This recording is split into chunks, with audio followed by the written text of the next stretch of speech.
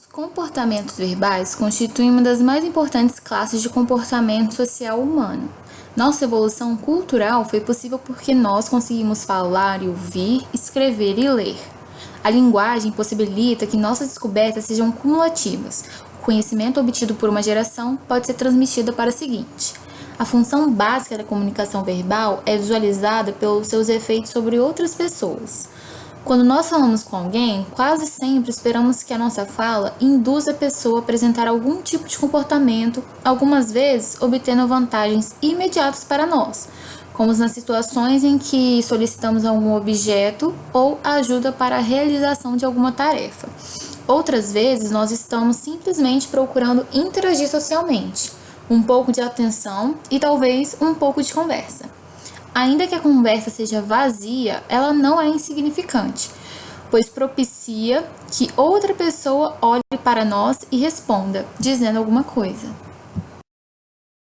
Nosso conhecimento da fisiologia da linguagem foi primariamente obtido pela observação dos efeitos de lesões cerebrais com o comportamento verbal das pessoas.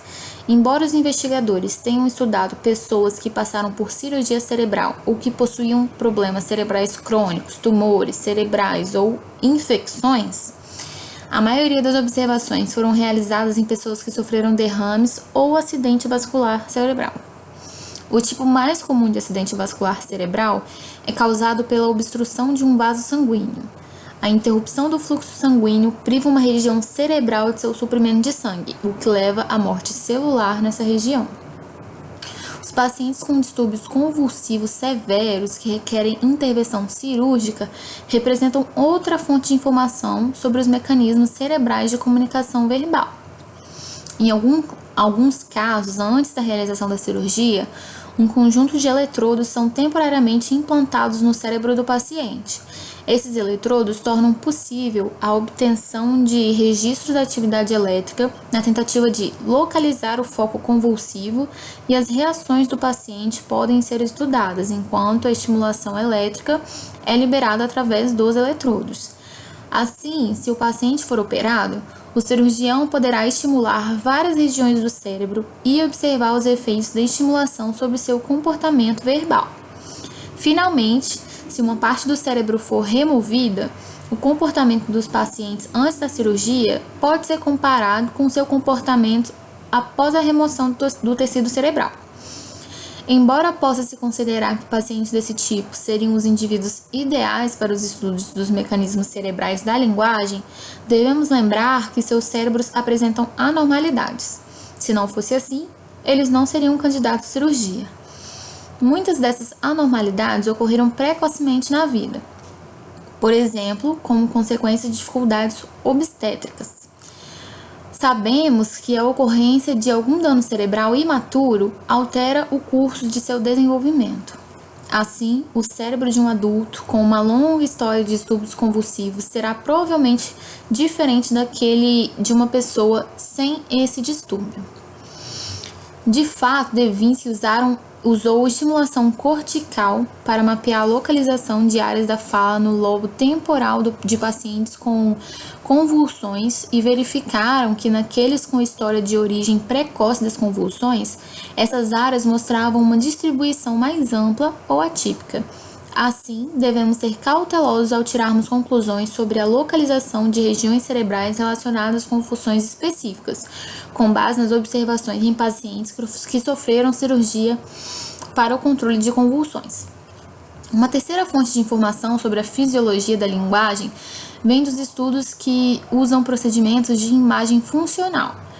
Nos anos recentes, os pesquisadores têm usado PET e RM funcional para obter informações sobre o processo da linguagem em indivíduos normais.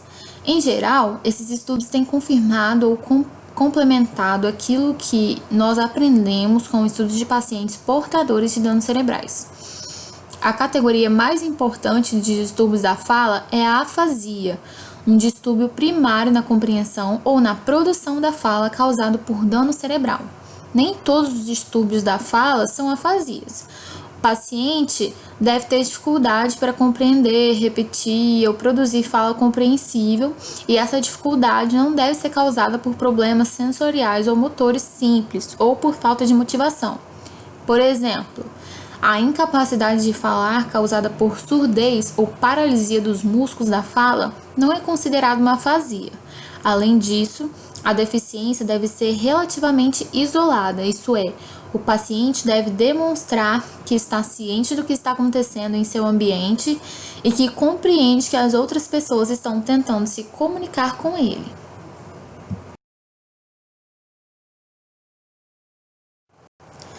O comportamento verbal é uma função lateralizada.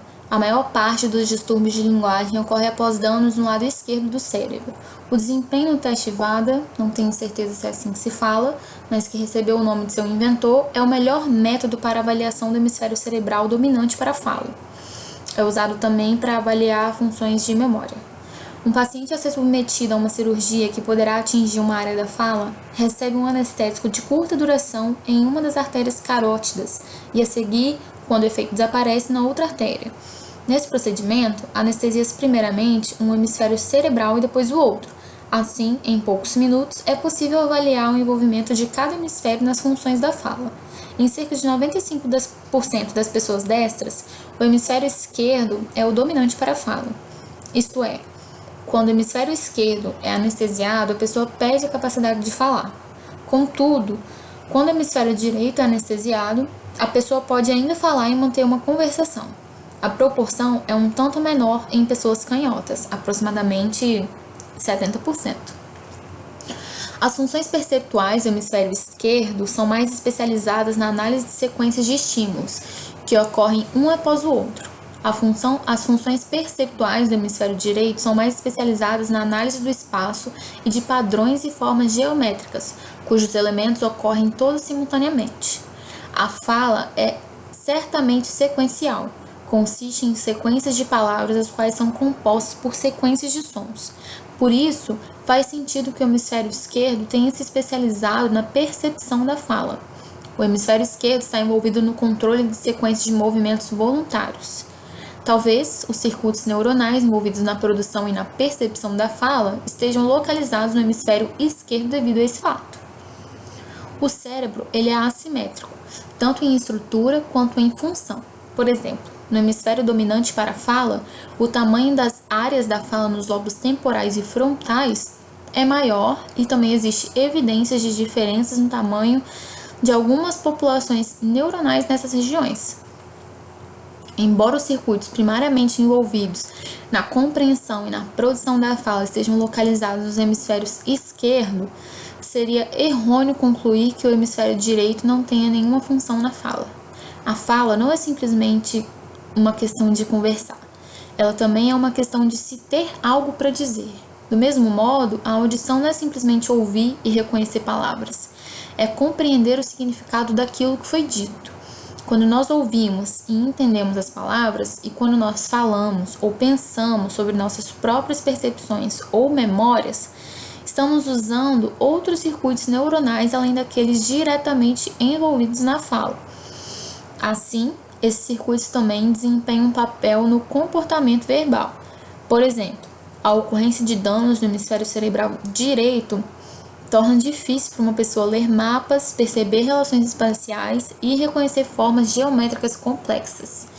As pessoas com danos desse tipo também têm problemas em falar sobre assuntos relacionados com mapas e formas geométricas complexas ou em entender o que as outras pessoas têm a dizer sobre elas. O hemisfério direito também parece estar envolvido na organização de uma narrativa, selecionar e juntar os elementos daquilo que a gente quer dizer. O hemisfério direito está envolvido na expressão e no reconhecimento do tom emocional da voz. Ele também está envolvido no controle da prosódia, o ritmo normal e a ênfase encontrados na fala. Assim, ambos os hemisférios cerebrais têm uma contribuição a dar para as nossas capacidades linguísticas. Ser capaz de falar, isto é, de produzir fala significante, requer várias capacidades. Primeiro, a pessoa deve ter algo sobre o que falar. Consideremos o que isso significa. Podemos falar sobre alguma coisa que está acontecendo no momento ou sobre alguma coisa que aconteceu no passado. No primeiro caso, nós estamos falando sobre nossas percepções, coisas que estamos vendo, ouvindo, sentindo, cheirando e assim por diante. No segundo caso, nós estamos falando sobre nossas memórias, sobre o que aconteceu no passado. Ambas as percepções, seja de eventos presentes ou de memórias de eventos que ocorreram no passado, envolvem mecanismos cerebrais na região posterior dos hemisférios cerebrais, os lobos occipital, temporal e parietal. Assim, essa região é amplamente responsável pelo fato de nós termos algo a dizer. Obviamente, nós também podemos falar sobre algo que não aconteceu, isto é, podemos usar nossa imaginação para poder construir uma história ou contar uma mentira. Sabemos muito pouco sobre os mecanismos neurais responsáveis pela imaginação, mas parece provável que eles envolvam os mecanismos responsáveis pelas percepções e memórias. Acima de tudo, quando inventamos uma história, devemos fundamentá-la no conhecimento que adquirimos originalmente por meio da nossa percepção e que retivemos em nossa memória. Considerando que uma pessoa tenha algo a dizer, a execução disso requer algumas funções cerebrais adicionais. Como a gente viu nessa sessão, a conversão de percepções, memórias e pensamentos em fala utiliza mecanismos neurais localizados nos lobos frontais. A ocorrência de dano em uma região do lobo frontal inferior esquerdo, área de Broca, prejudica a capacidade de falar, causa a afasia de Broca. Esse distúrbio é caracterizado por uma fala lenta, difícil e não fluente. Quando se tenta falar com pacientes portadores da afasia de Broca, a maioria das pessoas verifica que é difícil resistir à tentação de dizer as palavras que os pacientes estão buscando. Mas, embora eles as pronunciem erroneamente, aquelas que eles conseguem expressar têm significado. A parte posterior dos hemisférios cerebrais tem alguma relação com isso, porém o dano no lobo frontal torna difícil para o paciente expressar esses pensamentos. As pessoas portadoras da afasia de Broca consideram mais fácil dizer alguns tipos de palavras do que outros. Elas têm grande dificuldade em dizer palavras curtas com significado gramatical, tais como uma, o, a, algum, alguma, em ou sobre. Essas são chamadas de palavras-função, porque têm funções gramaticais importantes. As palavras que elas dominam são quase que totalmente palavras de conteúdo, aquelas que possuem significado, incluindo substantivos, verbos, adjetivos e advérbios, tais como maçã, casa, arremessar ou pesado. As pessoas com afasia de Broca podem compreender a fala melhor do que podem produzi-la. De fato, alguns observadores disseram que a sua compreensão não é prejudicada, mas como a gente vai ver, isso não é bem verdade. Broca sugeriu que essa forma de afasia é produzida por uma lesão no córtex associativo frontal, localizado anteriormente à região do córtex motor primário. As pesquisas subsequentes provaram que ele estava essencialmente correto, e agora nós denominamos a região de área de Broca.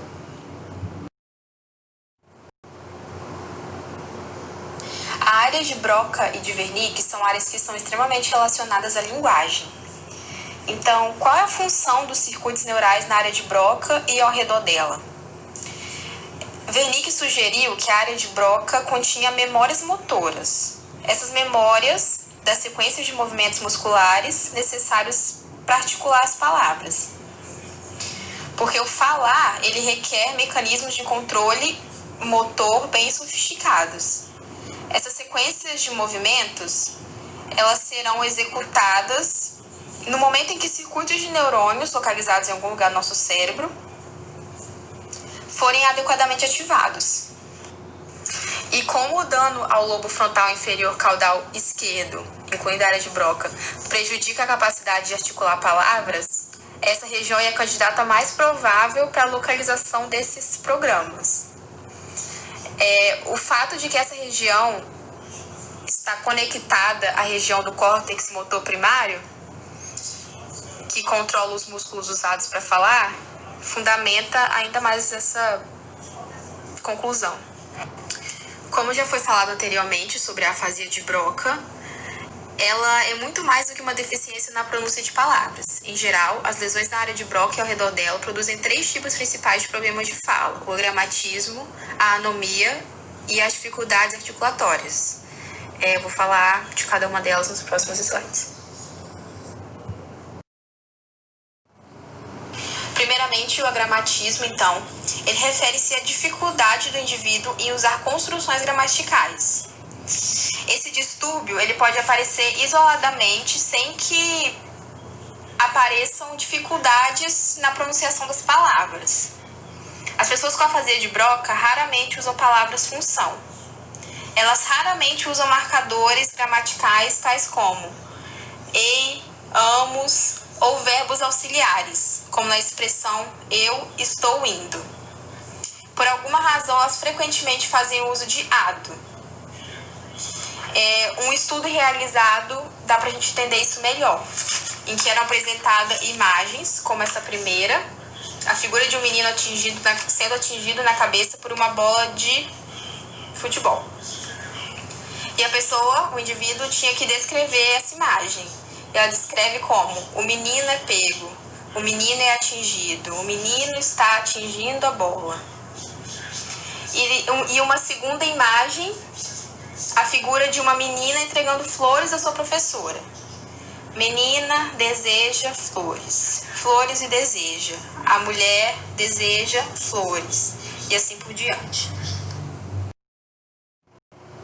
Até agora, nós temos a descrição da afasia de Broca como um distúrbio na produção da fala. Numa conversa normal, os afásicos parecem entender tudo o que é dito a eles. E parecem ficar irritados e envergonhados por sua incapacidade de expressar adequadamente seus sentimentos, gesticulando para suplementar essa dificuldade.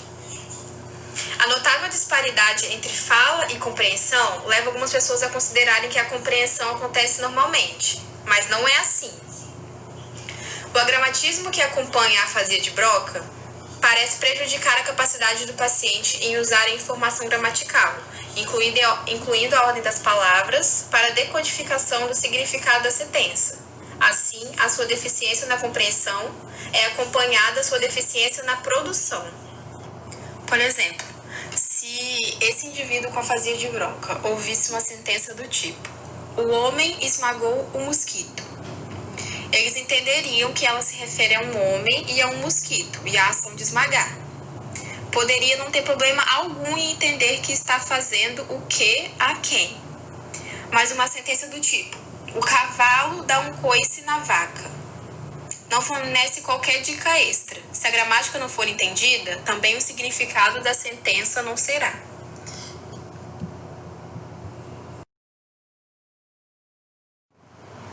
A segunda principal dificuldade da fala verificada nos afásicos de Broca é a anomia, que significa sem nome, que é uma dificuldade em encontrar as palavras desejadas.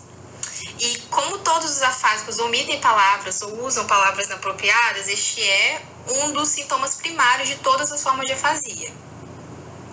Como nos afásicos a fala não tem fluência, sua anomia é especialmente aparente. Sua expressão facial e o uso frequente de sons do tipo tornam óbvio que eles estão tentando encontrar as palavras corretas. A terceira característica principal da afasia de Broca é a dificuldade com a articulação de palavras.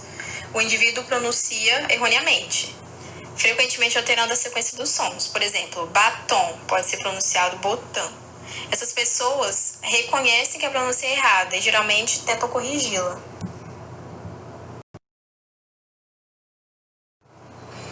Esses 3 problemas são vistos em várias combinações nos diferentes indivíduos com afasia de Broca, dependendo da localização exata da lesão e do estágio de recuperação de cada um. Poderíamos esperar que o controle direto da articulação envolvesse a área da face do córtex motor primário e partes do núcleo da base, enquanto a seleção de palavras, da ordem das palavras e dos marcadores gramaticais envolvesse a área de Broca e as regiões adjacentes ao córtex frontal de associação. Alguns estudos recentes indicam que diferentes categorias de sintomas da afasia de Broca realmente envolvem diferentes regiões cerebrais.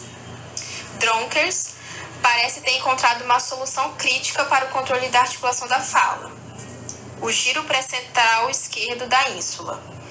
O córtex insular localiza-se na parte lateral do hemisfério cerebral, atrás do lobo temporal anterior. Normalmente, essa região fica escondida e pode ser vista apenas quando o lobo temporal é dissecado, como na imagem aí do slide. Dronkers descobriu o possível papel dessa região por meio de uma avaliação de lesão dos pacientes com e sem apraxia da fala, os quais tiveram derrames cerebrais que danificaram a mesma área geral do cérebro. A apraxia da fala é uma dificuldade na capacidade de programar o movimento da língua, dos lábios e garganta, os quais são necessários para produzir a sequência adequada dos sons da fala. 25 dos pacientes com apraxia da fala apresentaram lesões dessa região. Em contraste, 19 pacientes que não apresentavam apraxia de fala não tinham nenhuma das lesões nessa área. E ainda, o agramatismo e a anomia da afasia de Broca são normalmente causados pelo dano subcortical ou dano ao neocórtex do lobo frontal inferior. Compreensão da fala. A compreensão da fala começa no sistema auditivo, que detecta e analisa os sons. Mas o reconhecimento de palavras é uma coisa, compreendê-las, entender o seu significado é outra. O reconhecimento de uma palavra falada é uma tarefa perceptual complexa, que repousa em memórias das sequências de sons. Essa tarefa parece ser executada por circuitos neurais nas porções medial e posterior do giro temporal do hemisfério esquerdo, região conhecida como área de Wernicke.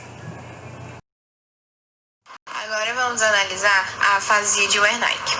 Por conta do giro temporal superior ser uma região do córtex auditivo de associação e também pela característica mais marcante da afasia de Wernicke ser a dificuldade de compreensão, esse distúrbio é caracterizado como uma afasia receptiva. Wernicke sugeriu que a área que recebe seu nome seria onde se localizam as memórias das consequências de sons que constituem as palavras, ou seja, que no córtex auditivo de associação do giro temporal superior é onde se reconhece o som das palavras.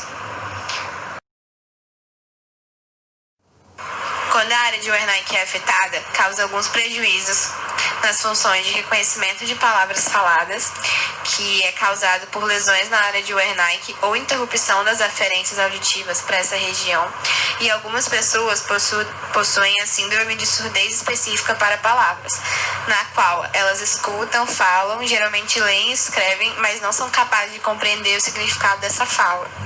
Geralmente, elas também conseguem fazer leitura labial e até identificar a emoção expressa na entonação da fala. Outro dano causado afeta a compreensão do significado de palavras, que é causado por danos na região cerebral posterior à área de Wernicke. Faz com que a pessoa venha a ter uma afasia sensorial transcortical, que causa dificuldade de compreender a fala e produzi-la espontaneamente com seus significados. Porém, elas conseguem repetir o que escutam. A autotopagnosia é um distúrbio que afeta as regiões do córtex de associação do lobo parietal esquerdo, podendo produzir a incapacidade de nomear as partes do corpo.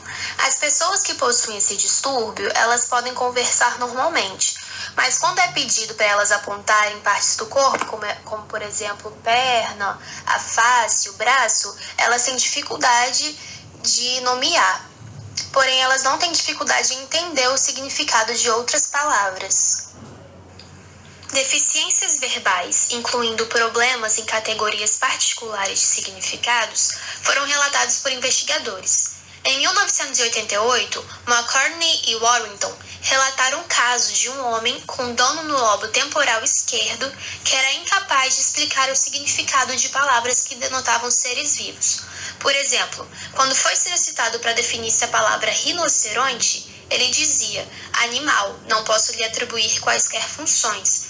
Mas quando eles mostravam a figura de um rinoceronte, ele falava as características do animal, como por exemplo, pesa cerca de 1 tonelada, vive na África. Claramente, o paciente não havia perdido seu conhecimento sobre animais específicos, mas apenas a capacidade de nomeá-los. Possivelmente, o dono do seu cérebro havia desconectado de algum circuito envolvidos no reconhecimento das palavras e em suas memórias relacionadas aos animais. Porém, quando era pedido e solicitado para que ele definisse o significado da palavra de objetos inanimados, ele não tinha nenhum problema, não teve dificuldade nenhuma. Esses resultados são confirmados por estudos de mapeamento com imagem funcional em pessoas sem danos cerebrais. Vários experimentos verificaram que a percepção de diferentes categorias de palavras e de conceitos ativa diferentes partes do cérebro. Em 1995, Spitzer, por exemplo, estudou pessoas que deveriam nomear figuras com itens de 4 diferentes categorias, por exemplo, animais, móveis, frutas e ferramentas. E esses mapeamentos funcionais revelaram alguns lugares ativados por categorias específicas nos lobos frontais e temporais. Danos mais amplos aos lobos temporal e parietal podem provocar uma perda geral da compreensão, e não simplesmente da nomeação, possivelmente por afetarem regiões do cérebro que contêm memórias específicas. Damasio e Tranel, em 1990, estudaram um paciente que tinha problema severo nos lobos temporais. Sua formação hipocampal foi completamente removida. Ele tinha perdido uma quantidade considerável de informações específicas. Ele reconhecia o que era um guaxinim, que ele era um animal, mas ele não sabia as características se pedirem para ele falar. Ele não sabia onde ele vivia, não sabia o que ele comia, qual era o seu nome. Ele sabia apenas que era um animal. Rhodes, em 1992, relatou casos semelhantes, causados por degeneração progressiva dos lobos temporais. E ele sugeriu o termo de afasia semântica para esse tipo de síndrome. Até agora, a maioria dos estudos abordaram compreensão de conceitos sobre direção e orientação espacial, partes do corpo, animais e outros objetos concretos. Porém, a fala também inclui conceitos abstratos.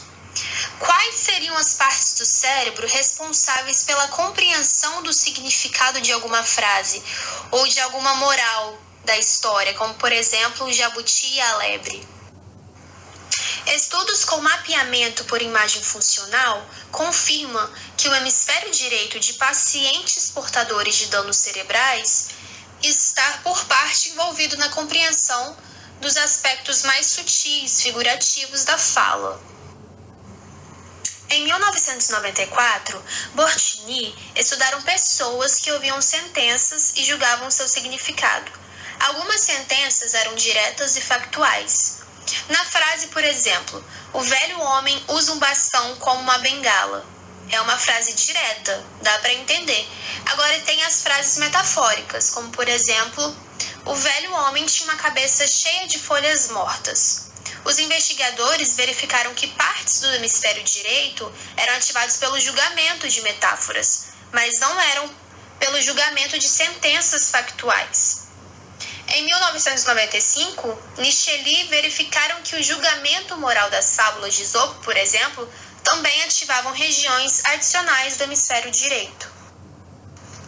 O fato de que as pessoas com afasia sensorial transcortical podem repetir o que ouvem sugere que existe uma conexão direta entre a área de Wernicke e a área de Broca. E existe o fascículo arqueado, que é como se fosse um feixe em forma de arco. Esse feixe parece transmitir informações sobre os sons das palavras, mas não sobre os seus significados. O fato para essa conclusão é devido à síndrome conhecida como afasia de condução, causada pelo dano ao lobo parietal inferior, que se estende pela matéria branca subcortical e danifica o fascículo arqueado. A afasia de condução é caracterizada por uma fala fluente, plena de significado, compreensão relativamente boa, porém repetição muito pobre. Por exemplo, a fala do paciente observado por Margolin Walker em 1981 era excelente. Ele cometia poucos erros e não tinha dificuldades em nomear objetos. Mas quando era solicitado para falar e repetir palavras que não tinham significado algum, ele dizia que não conseguia, que ele não entendia a palavra. Agora, palavras como bicicleta, hipopótamo, ele conseguia repetir. Ou seja, o paciente ele consegue repetir palavras isoladas que têm significado, que no caso eram substantivos, mas ele não conseguia pronunciar palavras sem sentido. A pessoa com essa síndrome, com afasia de condução, podem repetir sons que elas ouvem, apenas se esses sons têm significado. Às vezes, pode acontecer da pessoa que tem afasia de condução, quando for solicitado para ela repetir uma palavra, ela pode falar outra, mas com o mesmo significado. Por exemplo, se a pessoa pede para repetir casa, ela pode falar lar. Se pede para repetir cadeira, ela pode falar sentar. Os sintomas observados na afasia sensorial transcortical e na afasia de condução levaram à conclusão de que há vias que conectam os mecanismos da fala do lobo temporal com aqueles do lobo frontal. A via direta do fascículo arqueado simplesmente transmite os sons da fala aos lobos frontais. Nós usamos essa via para repetir palavras desconhecidas, como, por exemplo, quando aprendemos uma língua estrangeira ou uma nova palavra da nossa própria língua, ou até palavras que não fazem sentido, que não têm sentido. A segunda via é indireta e opera baseada no significado das palavras, e não do som que elas produzem. Quando os pacientes com afasia de condução ouvem uma palavra ou uma sentença, o significado daquilo que ouvem evoca algum tipo de imagem relacionada àquele significado. Então, eles são capazes de descrever essa imagem, tal como fariam para expressar seus próprios pensamentos em palavras. Os sintomas da afasia de condução indicam que a conexão entre as áreas de Wernicke e de Broca parece ser uma função importante na memória de curto prazo, das palavras e dos sons das palavras que eles acabaram de ouvir. Possivelmente, a busca de tal informação pode ser realizada por meio de falar consigo mesmo, dentro da cabeça, sem realmente ter que dizer alguma coisa em voz alta. A imaginação de nós mesmos dizendo a palavra ativa a área de Broca, enquanto a imaginação de que nós estamos ouvindo a palavra ativa a área auditiva de associação do lobo temporal. Essas duas regiões conectadas por meio do fascículo arqueado vêm com informações que vão e que voltam, mantendo a memória de curto prazo operante. Em 1992, Bedley refere-se a esse circuito como a alça fonológica. Estudos de mapeamento por imagem funcional fundamentam essa hipótese. Em 1993, Paul Lesueur, Fritz e Frockowiak observaram que, quando os indivíduos estavam lembrando de conjuntos de 6 consoantes, houve ativação da área de Broca e de uma região na área posterior da linguagem. Verificaram que aqueles com melhor desempenho nessa tarefa apresentaram maior ativação da área de Broca, enquanto aqueles com baixo desempenho mostraram maior ativação no lobo occipital. A anomia, de uma forma ou de outra, é a marca registrada da afasia. Porém, uma categoria de afasia consiste quase puramente de anomia, sendo os outros sintomas inconsequentes. A fala dos pacientes com afasia anômica é fluente e gramatical. Sua compreensão é excelente, mas eles têm dificuldade em encontrar as palavras apropriadas. Frequentemente empregam circunglóquios, literalmente falar de um modo circular, para substituir as palavras esquecidas. A afasia anômica é diferente da afasia de Wernicke. As pessoas com afasia anômica podem entender o que os outros dizem, e o que elas dizem tem pleno significado, mesmo se usarem frequentemente o modo circular para dizer o que querem. Em 1985, Margolin, Marcel e Carlson estudaram uma paciente, onde eles pediram para que ela descrevesse a imagem de uma cozinha. Durante a escrita do que acontecia, as suas pausas eram marcadas por reticências que indicavam dificuldades em encontrar as palavras. Em alguns casos, quando ela não conseguia encontrar a palavra, ela colocava um sinônimo, uma definição no seu lugar, que é uma forma de circunlóquio, ou iniciava uma nova busca. A anomia tem sido descrita como uma amnésia parcial para palavras. Ela pode resultar de lesões tanto na região anterior quanto na região posterior do cérebro, mas somente lesões posteriores produzem uma anomia fluente. A localização mais provável para essas lesões, que produzem anomia sem os outros sintomas da afasia, tais como deficiências de compreensão, agramatismo ou dificuldades na articulação, é o lobo temporal ou parietal esquerdo, geralmente sem atingir a área de Wernicke. No caso da mulher anterior, descrita, o dano incluía os giros temporais inferior e medial, os quais contêm uma importante região do córtex visual de associação. A área de Wernicke, então, não havia sido atingida. Os pesquisadores, quando estavam estudando a paciente anômica, eles ficaram surpreendidos pelo fato de que ela parecia ter mais dificuldades para encontrar substantivos do que os outros tipos de palavras. Eles deram figuras e perguntaram para ela o que as pessoas nas figuras estavam fazendo. Ela não cometeu nenhum erro ao enunciar os verbos, mas ela, por exemplo, não conseguia falar o que o menino estava segurando em sua mão, mas ela também não tinha problema em dizer que ele estava arremessando o objeto. Além disso, ela não tinha problema em encontrar adjetivos não visuais. Ela conseguia dizer, por exemplo, que os limões tinham um sabor azedo, que o gelo era frio e que a pele do gato era macia. Depois dessa paciente, vários estudos durante vários anos foram concluídos e realizados. Em 1991, Damasio estudaram vários pacientes com problemas similares e concluíram que a anomia para substantivos próprios é causada por dano no polo temporal, enquanto a anomia para substantivos comuns é causada por dano ao córtex temporal inferior. Danos a ambas as regiões causam anomia para ambos os tipos de substantivos. Eles sugerem que a distinção importante entre os dois tipos de palavras está no fato de que os substantivos próprios são específicos a indivíduos particulares, pessoas ou lugares, por exemplo, enquanto os substantivos comuns aplicam-se a categorias. Possivelmente, o córtex do polo temporal esteja especificamente envolvido com o reconhecimento de indivíduos.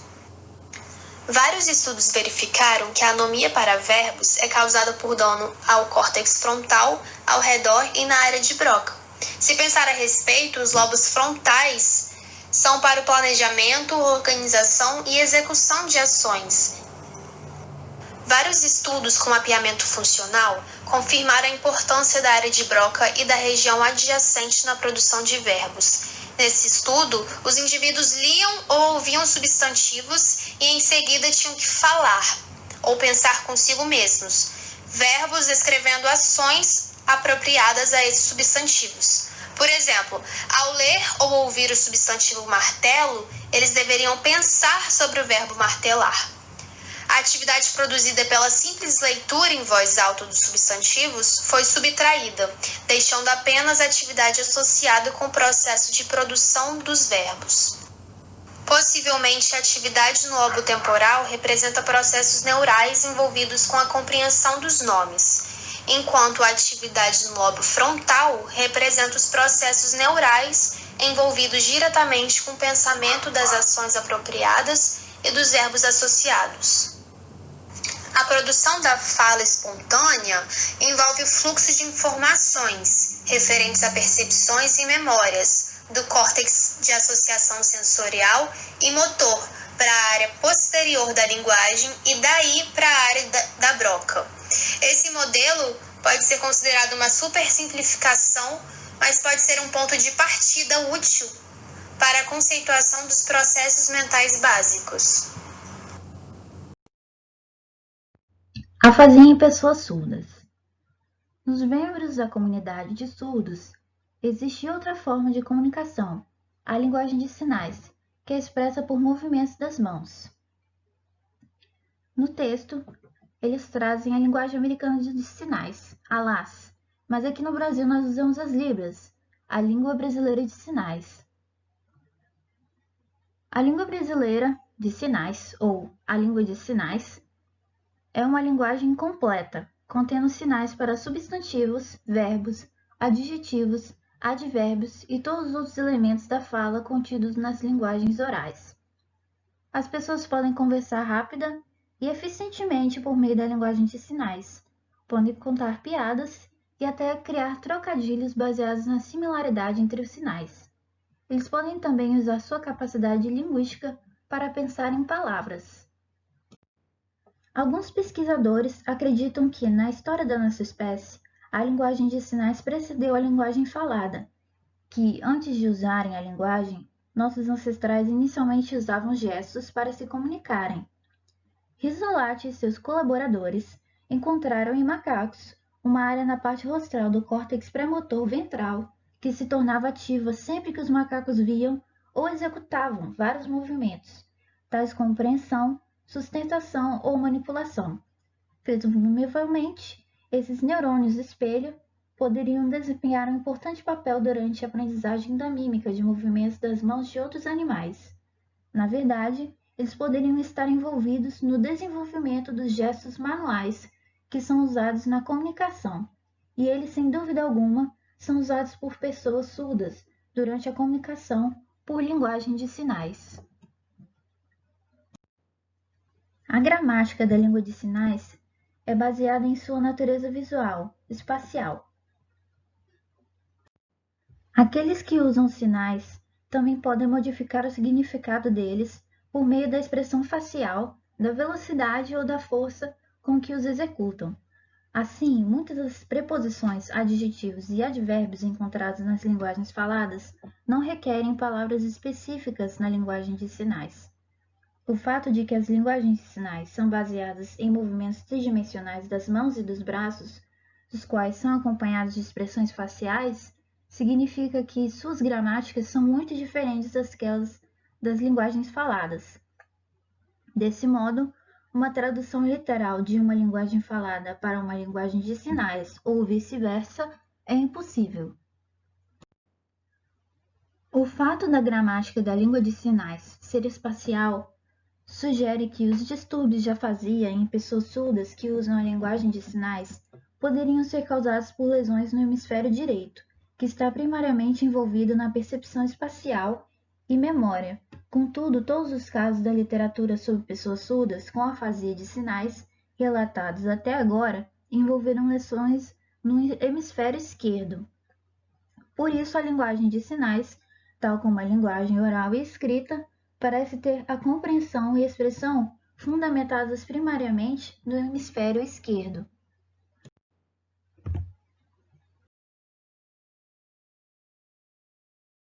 A leitura labial. Quando as pessoas surdas comunicam-se com pessoas que ouvem e que não sabem a linguagem de sinais, torna-se necessário que elas usem a escrita ou a leitura labial das pessoas que têm audição. O que a maioria das pessoas não se dá conta é que mesmo as pessoas com audição normal muitas vezes usam informação sobre os movimentos da boca do locutor para auxiliar na compreensão da sua fala. Muitos estudos têm demonstrado que, em ambientes barulhentos, a compreensão da fala é melhor se o ouvinte pode observar os lábios do locutor. De um modo geral, as pessoas não estão cientes desse fenômeno, embora percebam rapidamente a falta de sincronia entre os movimentos labiais e os sons da fala, tal como acontece num filme com trilha sonora ruim. Campbell, De Gelder e Dehaene, se não estou errada da pronúncia, verificaram que, embora o hemisfério direito seja mais importante para o julgamento da identidade de faces, o hemisfério esquerdo é o mais importante no julgamento das posições que os lábios assumem quando uma pessoa está produzindo diferentes sons de vogais. Por exemplo, os lábios descrevem um círculo quando nós dizemos U, mas os cantos dos lábios separam-se quando dizemos I. Calvert et al. Obtiveram mapeamentos funcionais por ressonância magnética de pessoas que estavam assistindo a um filme mudo, de pessoas que pronunciavam lentamente uma lista de números. Elas deveriam repetir silenciosamente para si mesmas os números que viram pelos movimentos labiais. As regiões do cérebro que foram ativadas pela execução dessa tarefa de leitura labial incluíam partes do córtex visual de associação, inclusive a área V5, que é devotada à análise de movimentos, o giro angular do lobo parietal, o córtex auditivo primário e o córtex auditivo de associação do lobo temporal, especialmente no hemisfério esquerdo.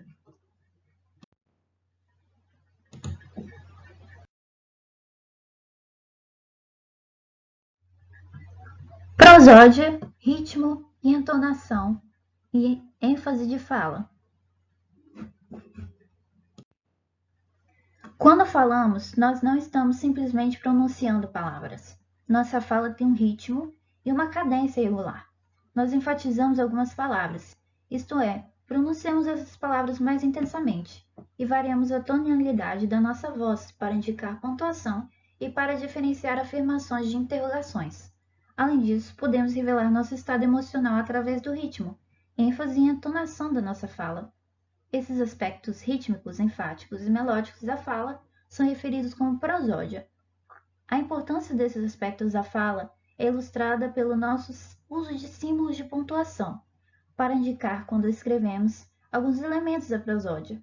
Por exemplo, uma vírgula indica uma pausa curta, um ponto indica uma pausa mais longa, que é acompanhada por uma queda no tom de voz.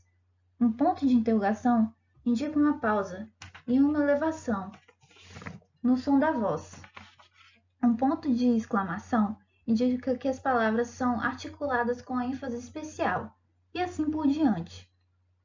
A prosódia de pessoas com afasia de fluência, causada por lesões posteriores, soa normal. Sua fala é rítmica, com pausas após frases ou sentenças, e tem uma linha melódica.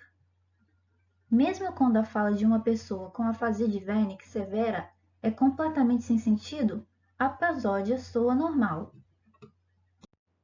De modo contrário, assim como as lesões que produzem afasia de Broca destroem a expressão gramatical, elas também prejudicam severamente a prosódia. Em pacientes com afasia de Broca, a articulação é tão difícil e as palavras são pronunciadas tão lentamente que existe pouca oportunidade para que o paciente demonstre qualquer elemento rítmico. E devido à falta relativa das palavras função, existe pouca variação na ênfase ou no tom da voz. As evidências obtidas a partir dos estudos de pessoas normais e de pacientes com lesões cerebrais sugerem que a prosódia é uma função especial do hemisfério direito. Essa função é, sem dúvida alguma, relacionada com o papel mais geral desse hemisfério nas habilidades musicais e na expressão e reconhecimento das emoções. A produção da prosódia é algo semelhante a cantar, e a prosódia frequentemente funciona como um veículo para transmitir emoções. Weintraub, Mesulam e Kramer testaram a capacidade de pacientes com danos no hemisfério direito em reconhecer e expressar elementos prosódicos da fala.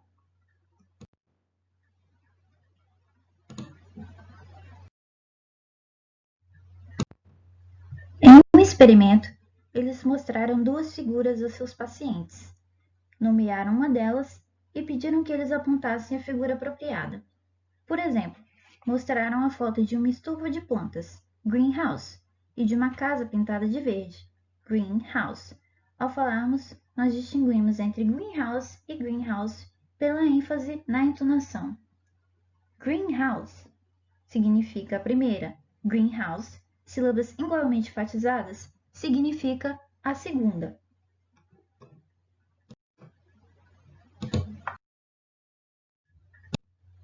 Em um segundo experimento, Weintraub e seus colaboradores testaram a capacidade dos pacientes de simplesmente detectar diferenças em prosódia.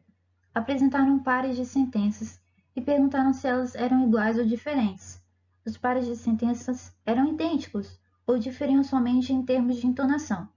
Por exemplo, Margot toca piano e Margot toca piano, ou localização da tonicidade. Por exemplo, Steve dirige o carro e Steve dirige o carro. Os pacientes com lesões no hemisfério direito, mas não os indivíduos controle, tiveram um desempenho ruim em ambos os tipos de tarefas. Assim, eles mostraram deficiência na compreensão da prosódia. Para testar a produção, os investigadores apresentaram 2 sentenças escritas e solicitaram que eles formulassem uma questão sobre elas. Apresentaram o seguinte par: o homem andou até a mercearia, a mulher dirigiu até a loja de calçados. Os pacientes foram instruídos a responderem às questões após lerem uma das sentenças. Tente isso você mesmo. Leia a segunda questão. E então, leia em voz alta a primeira sentença que responde: quem andou até a mercearia? O homem ou a mulher? A questão afirma que uma pessoa andou até a mercearia, mas pergunta quem é essa pessoa. Quando respondem a uma questão desse tipo, as pessoas normalmente colocam a tonicidade no item que contém informação. Neste caso, elas dizem: o homem andou até a mercearia. Contudo, o Weintraub e seus colaboradores verificaram que, embora os pacientes com danos no hemisfério cerebral direito escolhessem a sentença correta, eles ou não enfatizavam uma palavra ou colocavam a tonicidade da palavra errada. Assim, o hemisfério direito tem um papel importante na produção, bem como na percepção da prosódia. Distúrbios de leitura e escrita. A leitura e a escrita se juntam para originar a fala, e falha nessas capacidades geram relapsos ou dificuldades acentuadas em certas áreas cognitivas. Tais relapsos, por sua vez, desencadeando alguns distúrbios. Alguns desses distúrbios serão comentados logo após. O primeiro, falaremos sobre a afasia de Wernicke, que é, basicamente, a dificuldade em ler e escrever e, consequentemente, em falar e compreender, já que ambos dependem um do outro para funcionar. A lesão é encontrada na região posterior do giro temporal superior e área posterior da linguagem. Outro distúrbio é o da afasia de Broca. Pessoas com esse tipo específico de distúrbio compreendem o que leem, como também podem compreender a fala. Porém, a sua leitura e sua voz são muito prejudicadas. Essa lesão ela é encontrada no córtex frontal rostral à base do córtex motor primário.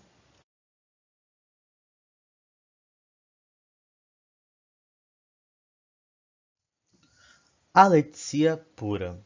A alexia pura é uma síndrome descrita por Dejerini em 1892.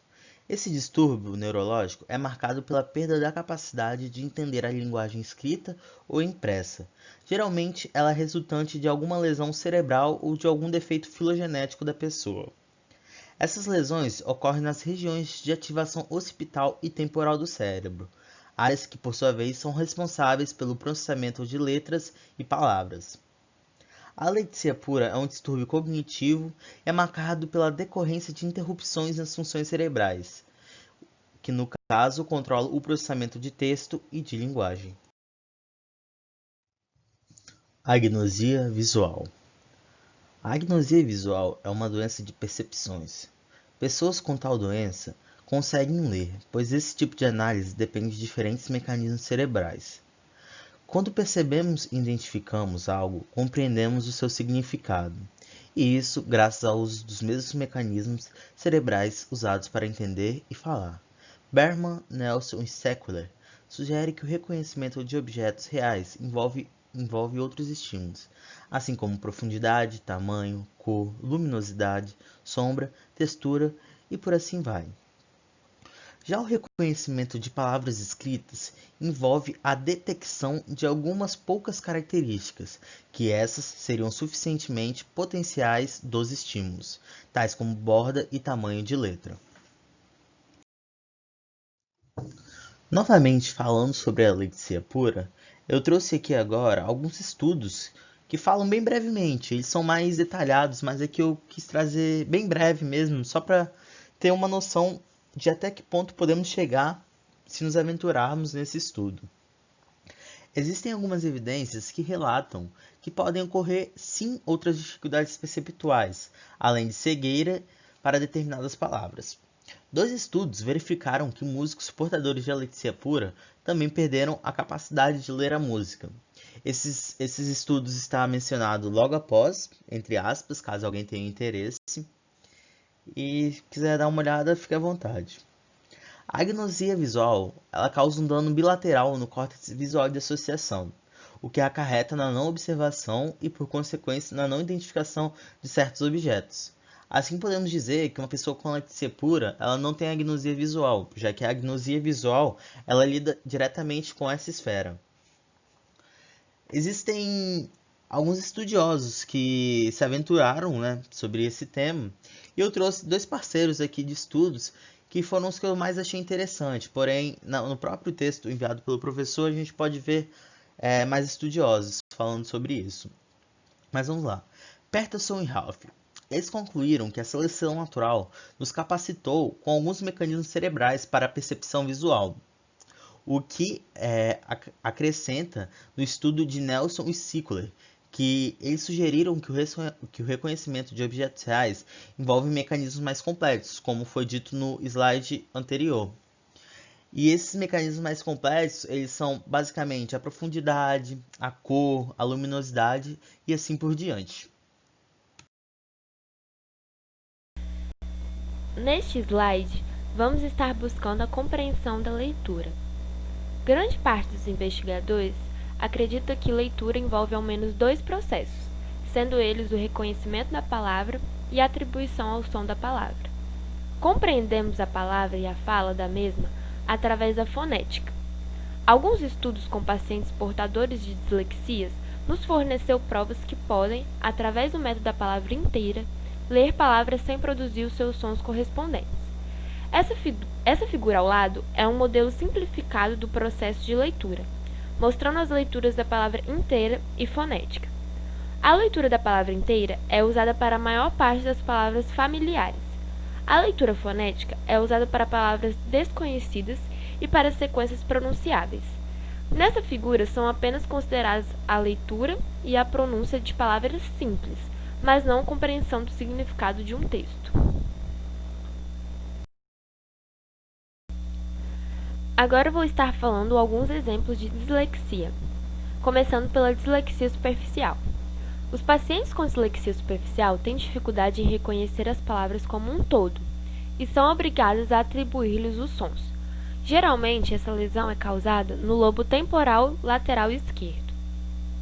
Como as pessoas portadoras de dislexia superficial não podem reconhecer palavras inteiras pela sua aparência, elas devem, com efeito, ouvir sua própria pronúncia para entender o que estão lendo. Nessa figura abaixo, trouxemos uma explicação da dislexia superficial. A leitura da palavra inteira está prejudicada, permanecendo apenas a leitura. Um outro exemplo é a dislexia fonológica. Dislexia fonológica é um distúrbio de leitura em que as pessoas podem ler palavras familiares, mas têm dificuldades em ler palavras desconhecidas ou sílabas pronunciáveis sem significado. As pessoas com dislexia fonológica podem ser leitoras se já haviam adquirido um excelente vocabulário de leitura antes da ocorrência do dano cerebral. Esse dano é geralmente causado no lobo frontal esquerdo. Essa figura ao lado é uma explicação hipotética da dislexia fonológica. A leitura fonética está prejudicada, permanecendo apenas a leitura da palavra inteira. Também temos um outro exemplo que é a dislexia da forma da palavra ou dislexia de soletração. É um distúrbio em que as pessoas podem ler uma palavra somente após soletrar cada uma das letras individuais. Ou seja, que quer dizer que o paciente ela pronuncia as palavras, reconhece as palavras, então as fala. E também temos a dislexia direta, que é um distúrbio de linguagem causado por dano cerebral. A pessoa pode ler as palavras em voz alta, porém sem compreendê-las.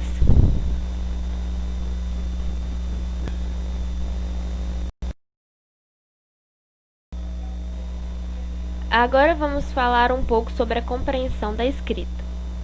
A escrita depende do conhecimento das palavras que devem ser usadas. Assim, se um paciente é incapaz de expressar-se pela fala, ele terá uma ocorrência conjunta de um distúrbio de escrita. A disgrafia refere-se a uma deficiência na escrita. como a dislexia refere-se a uma deficiência na leitura. Disgrafia fonológica é um distúrbio da escrita em que a pessoa não pode pronunciar as palavras e escrevê-las foneticamente. Ou seja, as pessoas portadoras da disgrafia fonológica são incapazes de pronunciar e escrever foneticamente as palavras. Já a disgrafia ortográfica é o oposto. É um distúrbio da escrita em que a pessoa pode soletrar palavras com composição regular, mas não pode soletrar aquelas com composição irregular. Essa é uma desordem de escrita fundamentada na visão. A disgrafia fonológica é causada por dano no lobo temporal superior, enquanto a disgrafia ortográfica é causada por dano no lobo parietal inferior. Já a disgrafia direta são pacientes que conseguem escrever palavras que são ditas a elas, mesmo que não consigam entender. Algumas crianças no período pré-escolar demonstram dificuldade na aprendizagem da leitura e algumas nunca se tornam leitoras fluentes. Com isso, a dislexia é sugerida pela ligação genética e hereditária. Sendo assim, foi realizado um estudo com 56 meninos disléxicos que resultou em 2/3 deles tinham dificuldade tanto na leitura fonológica quanto na forma da palavra. No outro terço restante, tinha 64% com dificuldade só na leitura fonológica e 46% com dificuldade só na leitura pela forma da palavra. Lembrando que a dificuldade fonológica caracteriza a dislexia fonológica e a dificuldade com a forma da palavra é o primeiro sintoma da dislexia de superfície. Nesse estudo foram observados problemas de linguagem que não envolvem a leitura. Um deles é que o portador de dislexia de desenvolvimento tem dificuldade em juntar ou reorganizar os sons das palavras que ouvem. Por exemplo, se a gente tira o primeiro som da palavra gato, a gente fica com a palavra ato, e esse tipo de mudança eles não percebem, o que prejudica a leitura fonética. Estudos eram feitos, mas não eram conclusivos para a causa absoluta da dislexia de desenvolvimento. Então, Galabuda e Livingstone encontraram evidências em uma deficiência nas camadas magnocelulares do núcleo geniculado lateral. Como dito no capítulo 6, esse tem componentes principais denominadas de acordo com os 2 tipos de camadas do núcleo geniculado, que transmite as informações da retina para o córtex visual. Então, esses mesmos pesquisadores estudaram o cérebro de pessoas que morreram e eram portadoras de dislexia de desenvolvimento e descobriram que as camadas magnocelulares dessas pessoas eram desorganizadas. Então, outros investigadores, no caso Sten e Walsh, viram que o alvo primário do sistema magnocelular é o lobo parietal. Como está no capítulo 6, esse sistema é relacionado com o onde da visão. Teve uma dúvida, do porquê o onde da visão seria tão importante para a leitura. E assim, eles pontuaram que muitos problemas ligados à dislexia são associados a danos do lobo parietal posterior, sugerindo que a normalidade no fluxo de informações prejudique o desenvolvimento dessa região e cause sintomas, inclusive a dislexia. Em um experimento, Lewis e Frick descobriram uma deficiência perceptual que parece relacionada com a dislexia, que é a cegueira para linhas horizontais.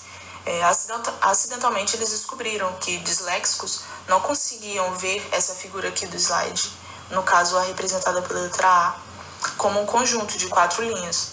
Mas quando essa mesma imagem era virada ao contrário, no caso a letra B, os indivíduos conseguiam ver as 4 colunas verticais de X e 0.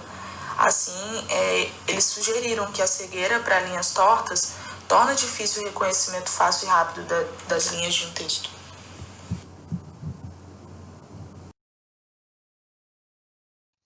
E para finalizarmos, vamos falar um pouco sobre a compreensão da escrita. Como que funciona basicamente? Existem 3 tipos de compreensão, ou disgrafias, como vocês preferirem. A disgrafia fonológica é um distúrbio da escrita em que a pessoa não pode pronunciar as palavras e escrevê-las foneticamente. Já a disgrafia ortográfica é um distúrbio da escrita em que a pessoa pode soletrar palavras com composições regulares, mas não podem soletrar palavras com composições irregulares. Disgrafia direta. Pacientes que conseguem escrever palavras que são ditas a elas, mesmo que elas não consigam entender de fato.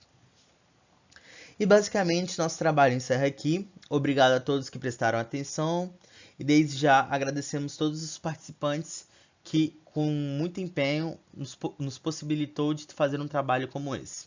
Um abraço, fiquem bem.